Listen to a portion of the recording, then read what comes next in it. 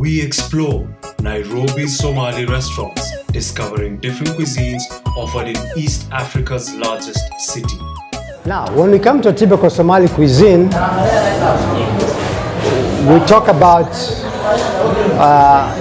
it won't be really much of a difference between a typical Somali meal and a typical Arabian meal or Asian meal. The difference comes in that Somali meal has camel meat or goat. Kazi yangu ni kufanya biashara ya hoteli. Sisi kwa restaurant Nairobi, Kenya. Okay, iko tofauti chakula ya Somali. Dunia mzima iko tofauti chakula. Somali chakula zake iko beautiful. Kwanza iko aina mingi sana. The business is mostly catered to everyone who passes by, but the majority of our customers are from the Somali ethnic base. We chose to go with that particular route because of the customers in the area, which is approximately 95% of the people who live in Isili are in the Somali background.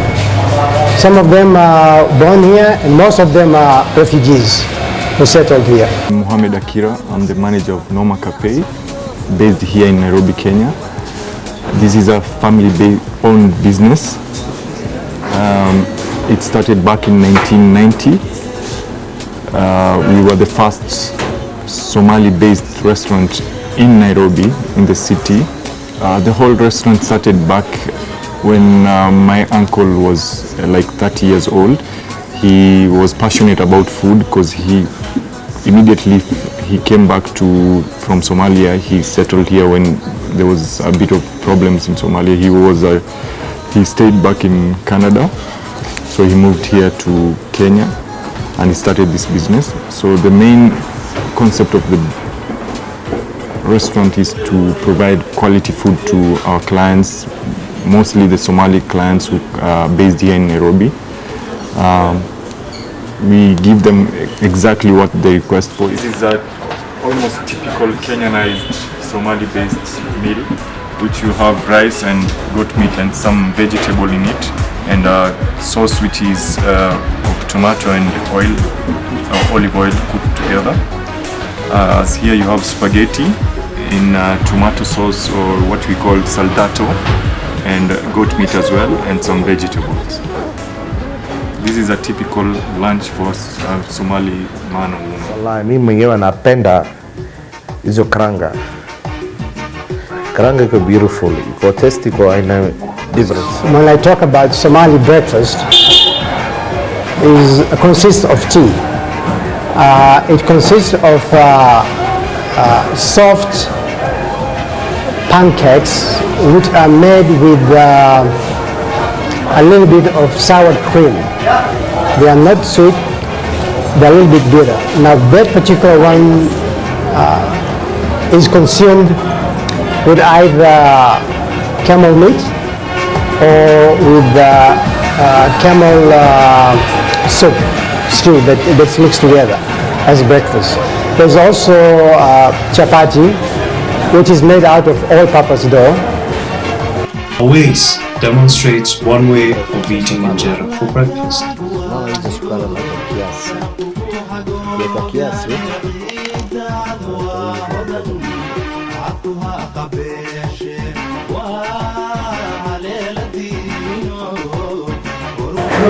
Approximately maybe 70% of the Somali population was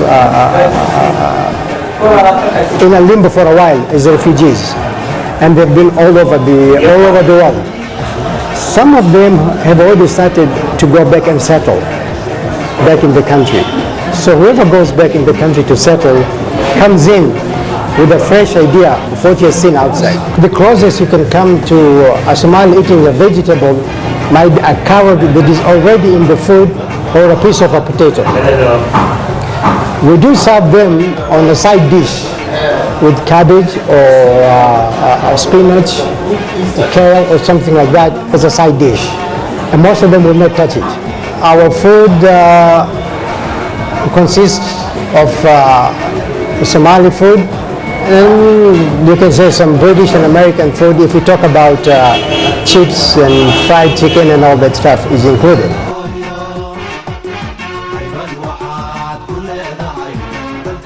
Welcome to Kilimanjaro. Food court is believed. Some restaurants have adopted the fast food approach to the business, offering pizzas, burgers, milkshakes, and ice cream.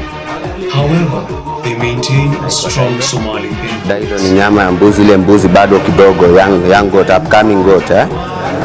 Hii iko boiled nyama. Tukikuja hapa ni aleso.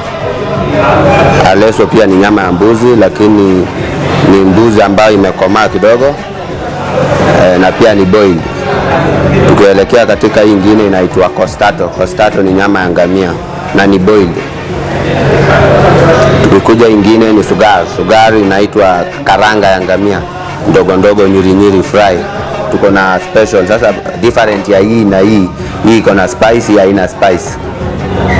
Na zote zinakuliwa na nyama za mbuzi ama nyama ya ngamia.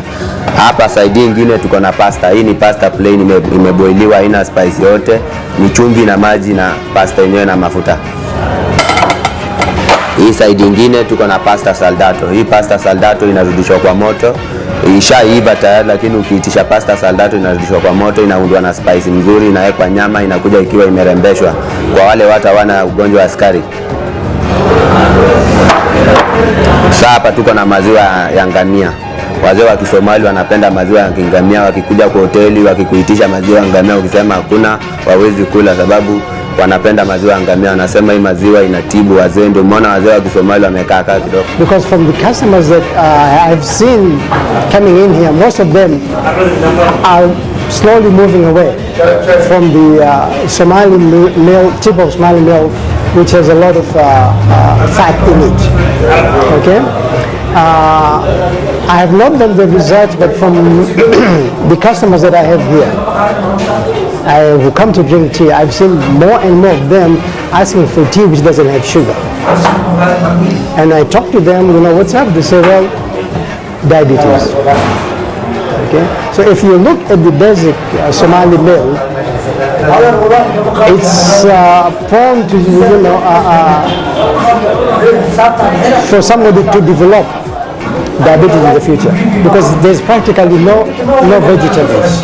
Ini ya mingi sana na napiga mchele kiasi mara nafika kilo 50, spaghetti nafika kilo 10, chapati natengeleza kiasi ya 30 kgs, anjara Somali napiga hiyo 15 kgs. Anakula sana ya mchele. Chakula ina mchele, pika nyama ya mbuzi, ya ngamia pia, tunapika pasta, pika ugali, na tunapika githeri, tunapika chapati. Tofauti ya huko, chakula huko kuna unga ambayo inatengenezwa hapa haiko. Kuna unga inaitwa mufo kule kwa Kisomali, inaitwa mufo kwa Kisomali, inapikangwa, inatengenezwa kutoka unga wa mahindi, nafahamu, ambayo imesagwa kabisa, alafu inapikwa na moto wa mtungi. But if you ask me, as far as Somalia is concerned, bananas is the main fruit, because it's widely grown. It's widely grown. Back in the 70s, before the refugee crisis, they used to export a lot of bananas to Italy.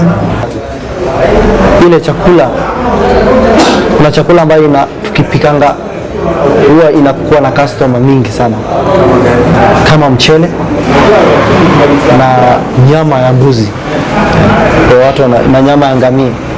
Amin Norbat Elmi, tumesaliwa Kenya.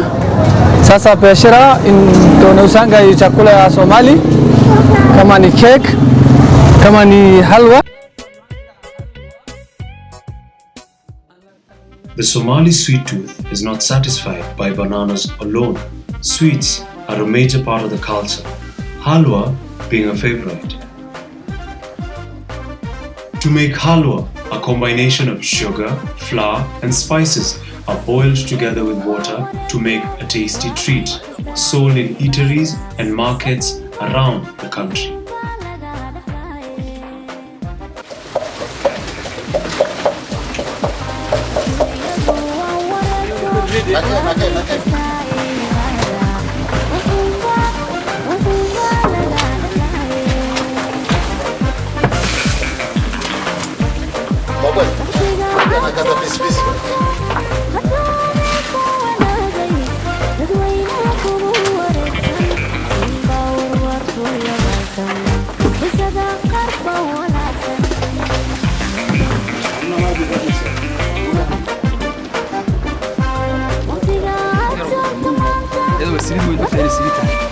Capito,